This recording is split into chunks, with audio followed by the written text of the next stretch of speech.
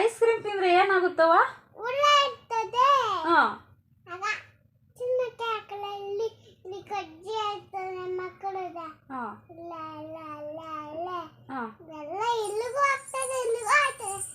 ಏನು ice cream ತಿಂದ್ರೆ ಇಲ್ಲಿಗೂ ಆಗ್ತದೆ, ಫುಲ್ ಆಯ್ತವೆ. ಕಾಲಿಗೆಲ್ಲ ಆಗುತ್ತಾ? ಇಲ್ಲಿಗೂ ಒಟ್ಟಿಗೆ ಆಗ್ತದೆ, ಹಾ. ತಲೆಗೂ ಆಯ್ತದೆ.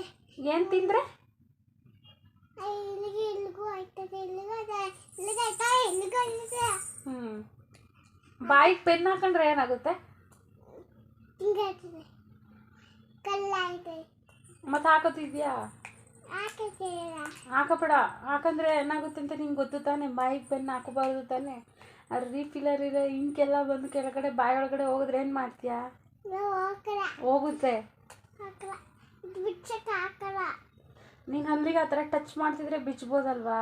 ತಿಕ್ಕ ಹೋಗು, ನೀನು ತಿಕ್ಕ